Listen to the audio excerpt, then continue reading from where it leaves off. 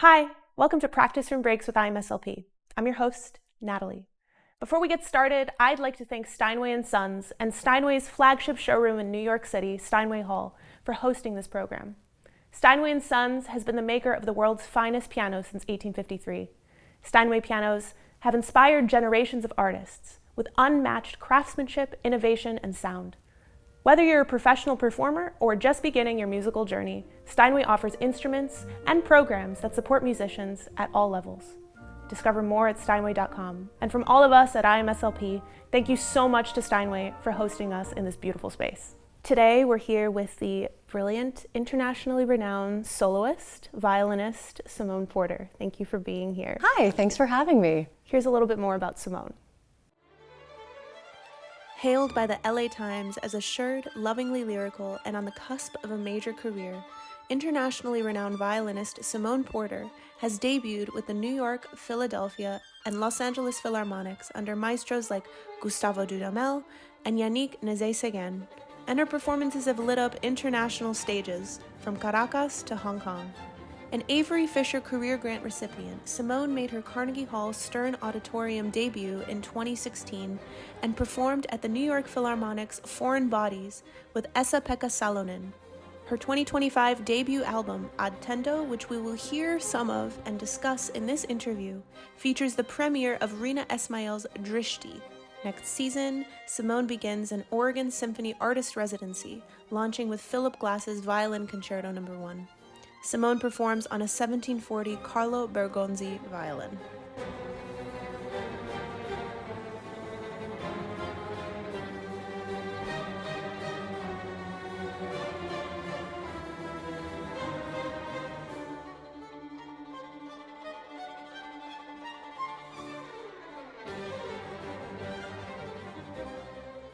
You made your debut with the Seattle Symphony at 10. And with the Royal Phil at 13. But I want to know before that, how did music come into your life?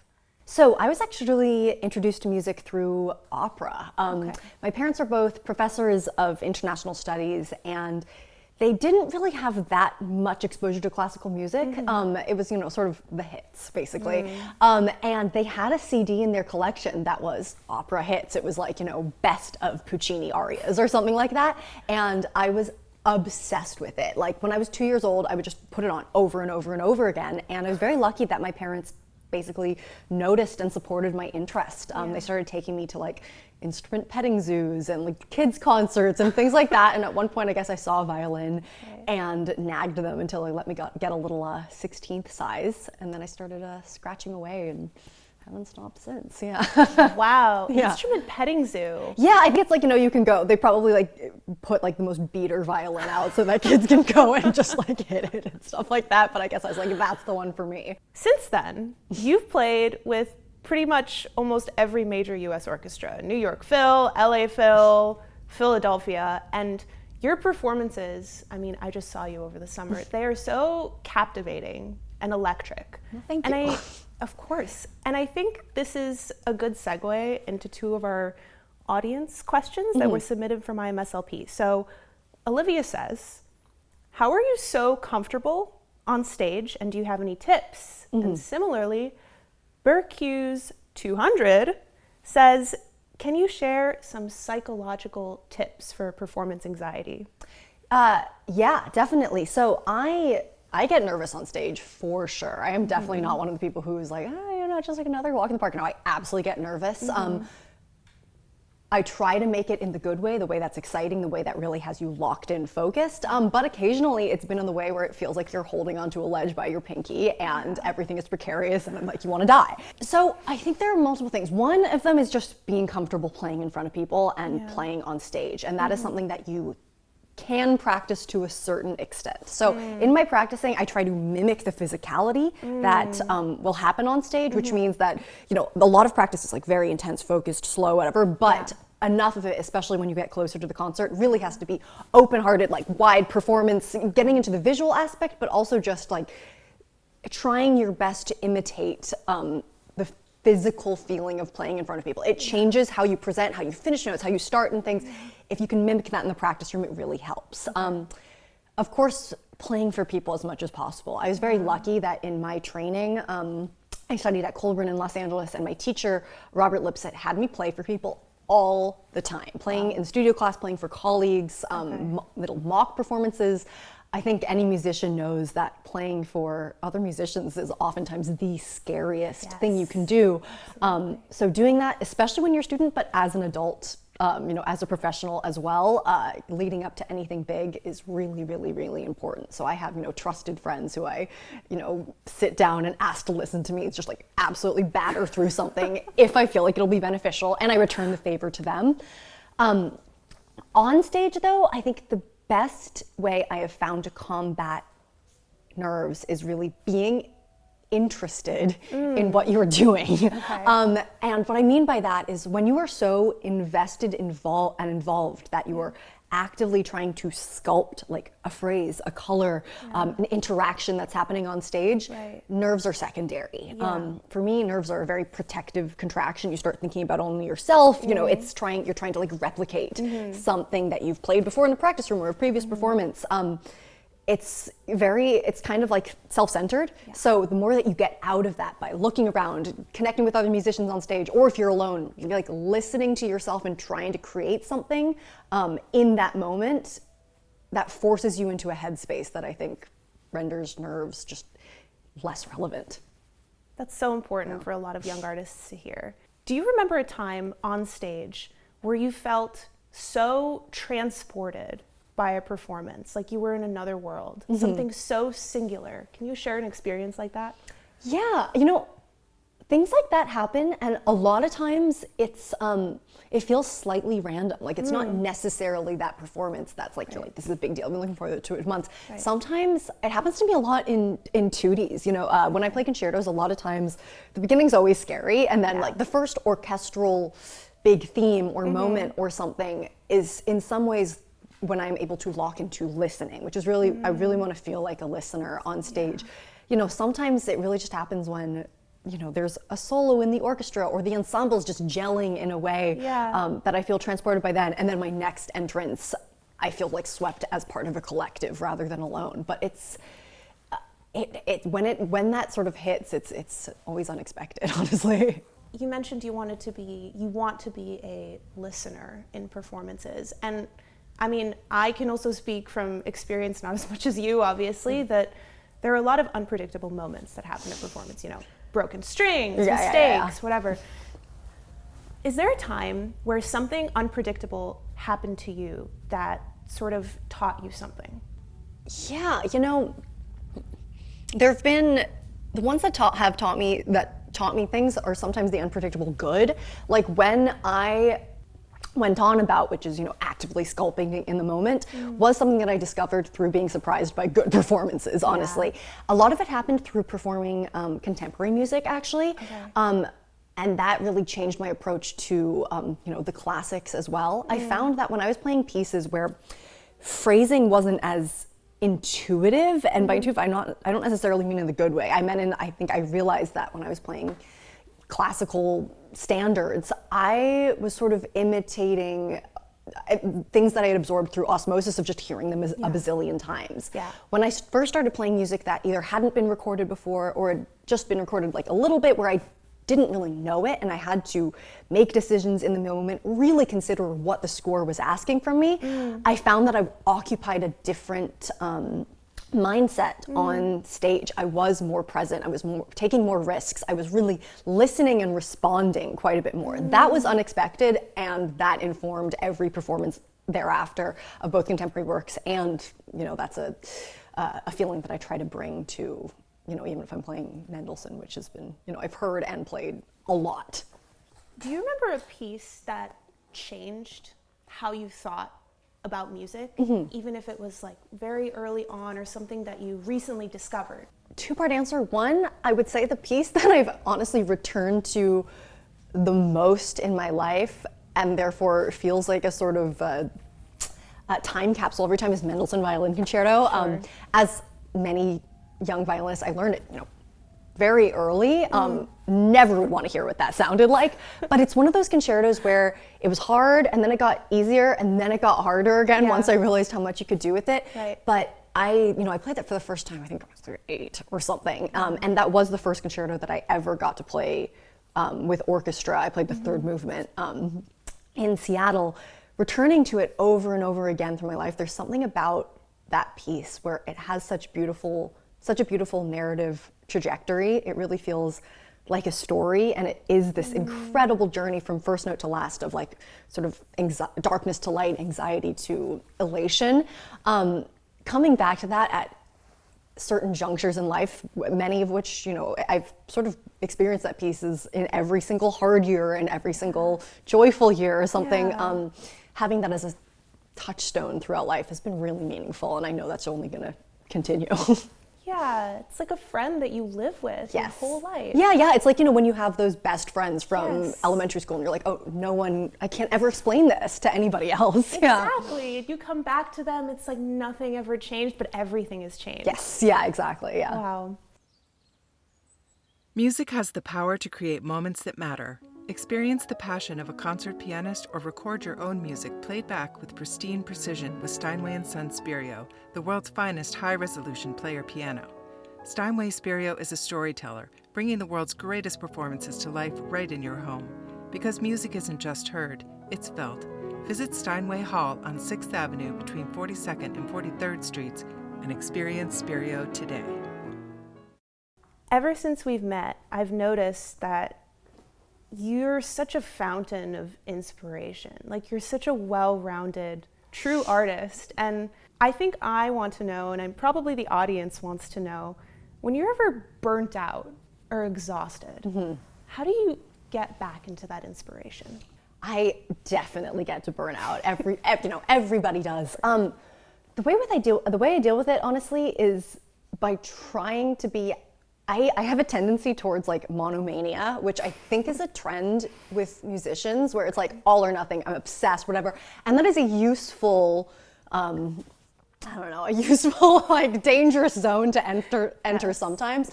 But I really do try and have a well-rounded life like all the time. I'm pretty social. I have a good amount of hobbies. There are certain periods where I'm like head in the sand, blinders on, and those can be very enjoyable. But in general, I try to keep my life like very well balanced and get joy from multiple baskets at all times. So yeah, I like getting inspiration from non-musical sources a lot. Like I like reading a lot, I like going to movies a lot. I like just experiencing other forms of art. I like just talking to friends who are other type of artists who inspire me. Music's amazing, it's the love of my life, but it's certainly not the only love in my life, Yeah, of course. Speaking of books and movies, and I remember you used to, was this during the pandemic, you did your like book reviews at the end of the year? Right, I did things I did year wrap-ups that then just turned into me just having sort of a bookstagram that I call my cringe account or something. So I do kind of I lax on it sometimes, but I do keep up with that for, Yeah, even before I met you, I remember I like saw your Instagram and I read all of those like bookstagram posts. I was like, I think I'm gonna read this book. That's what it's for. Obviously, it's the love of your life, violin, music. What's feeding you right now in terms of books and art and movies? Like, what's in for you right now, giving you inspiration? So I am we're at this junction right now where the season's about to start. What I've just recently been fed is, and I took a lot of time off. I had a really busy beginning of the summer, and then I went backpacking with my boyfriend for like a week in Washington. Love being outside, love nature. I'm a West Coast girl at heart. Went to the rainforest, had no cell phone service, just had perpetual awe at like the glory of the Pacific Northwest for a week. I felt nourished by that ever since. I come back to New York, and initially I had the like, JFK thing, but still I feel like I'm more connected to the earth, I guess now. So that's been a very recent source of inspiration. And then ever since I've got back here, sort of been back in a zone of reading a lot. I just went and saw some movies that just came out. I saw The Naked Gun, saw Weapons, love going to the movie theater. I've gone to a lot of live performances of friends and colleagues since I got back too, which is honestly one of the like top 5 benefits of living in the city. It's sort of a constant fountain of just inspiration and appreciation. Yeah, community of like-minded people. In this city, I feel like more than so many other cities. Oh my God, we're so lucky. We're yeah. so lucky. We're really lucky. Let's talk about your debut album. Sure. Let's talk about Ad Tendo, which is comprised of only solo violin works. What does Ad Tendo mean? So the title Ad Tendo is a play on the Latin root of the word attention. So the whole album was inspired by this idea from the philosopher Simone Weil. Absolutely unmixed attention is prayer, which is a precept that just really, really seized me. I read it in a book of her posthumous writings. It's called Gravity and Grace. And when I first read that, absolutely unmixed attention is prayer, I felt totally electrified by it. I felt like it was speaking to me both as a classical musician who deals with duration, but also as someone in their 20s who has perpetual brain rot, basically. This idea that attention could be purifying, could connect you with something greater than yourself, just felt kind of revelatory, honestly. So basically the whole album is pieces that look at different types of attention and how it can lead to greater spiritual alignment. So with that theme, I chose this title Ad Tendo, which basically translates to I stretch towards. And that felt fitting both because it's an album of solo violin, but also this idea that exercising attention could lead to a sort of an extension of self felt just incredibly exciting. This program on your album, it spans centuries. You have Biber, Hildegard von Bingen, not Justin Bieber, Heinrich Biber. Still Biber fever. Yeah. So you have him, you have Hildegard von Bingen, you have Rina Ismail, Esa-Pekka Salonen, Andrew Norman. How does attention reveal itself differently in each of these works, and what unites them together? So yeah, all of them are about how attention can connect you with something greater than yourself. I think when I was first thinking about this idea of attention and this idea of Simone Weil, I thought, if attention is all aspects of oneself, like oriented towards the same thing, working in concert, which is actually a quote from this book, How to Do Nothing, about the attention economy by Jenny Odell. I thought if that's attention, then unmixed attention is not just everything acting in concert. It's really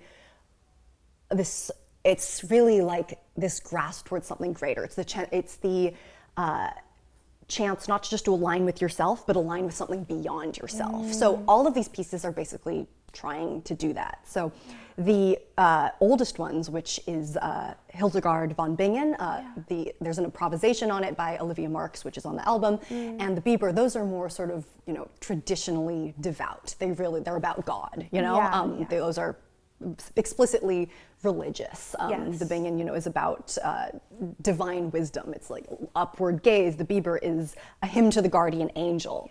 And the more contemporary ones, similarly, are sort of in search of this greater alignment. The Esa-Pekka Salonen one is a prayer to Pierrot, the sad clown. It's a line from Pierre Lunaire. It's about reconnecting with yourself, with joy within yourself through art. The Andrew Norman is about a sunrise in a cathedral where he felt like he was enveloped by nature, by light. And Rina Ismail's piece, Drishti, which was commissioned for this project, Drishti means focused gaze, and in yoga, it's sort of the spot in a room or on a wall that you look at to find balance and grounding through movement. So it's about sort of attention as a practice, as an intention. So all of them, there is a range, but I just felt like there was this kindred kernel that was sort of burning at the center of all of the pieces. Very different sound worlds throughout all of them, but I thought that when they sort of called upon one another, I heard different things in each one. It is fascinating that these pieces, again, they span centuries. Yeah. None of these people, Biber obviously did not know what music would develop into, and yet they are all so intertwined into this one idea that you're speaking about. When you perform the Biber, what kind of journey are you trying to take us on?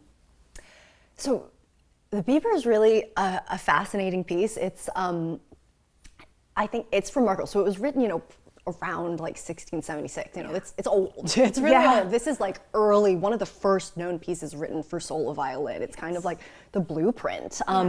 And with all that violin technique and pyrotechnic, whatever has developed over the years, this piece is still fascinating in the diversity and of the virtuosity that that it has. So the Passacaglia it's essentially a theme and variations on a 4-note descending bass line, and they think that this bass line is a hymn to the guardian angel. So it's literally 4 notes, like G, F, E flat, D, over and over again. That is ceaseless the entire time, and then just variations on that. But like it's the same 2 measures the entire piece. But the world that he's able to conjure from that is incredible.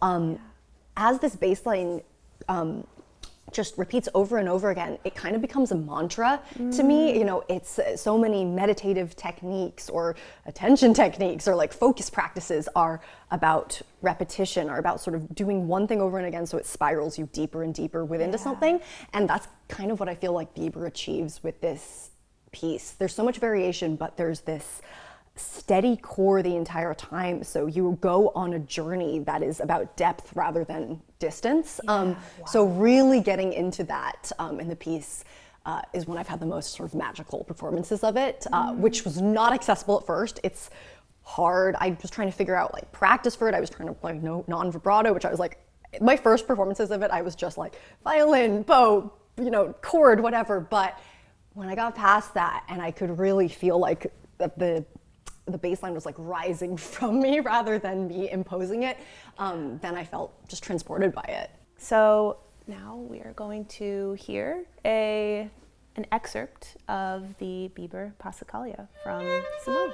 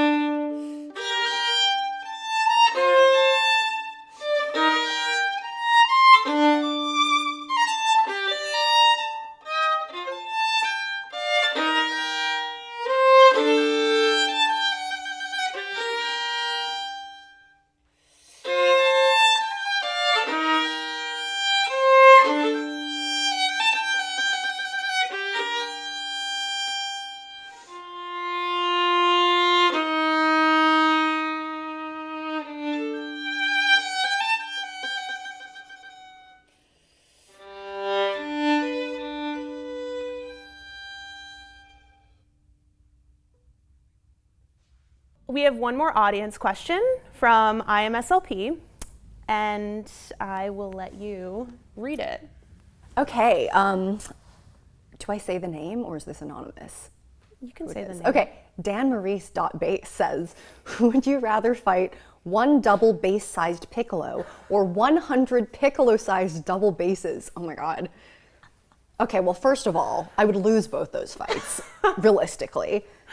But I think the 100 piccolo-sized double basses would hurt me. I think the 1 double bass-sized piccolo would like put me in the hospital. I don't know, something about piccolos themselves as they are so sharp, so forceful. A piccolo can like destroy an entire orchestra. It just comes out. I know. I feel like if there was a way for it to become double bass-sized, it would have that power and heft, and I think it would demolish any hope I had. Yeah. I don't even know what it would do. Like, how would you fight? Would it just like jab you? Like, I don't. I'm just imagining a sound that's like somehow so piercing and so deep that it just like vibrates you to jelly or something. Too much. Sorry, Yeah. Dan Maurice. I'm neither. We're scared. Yeah.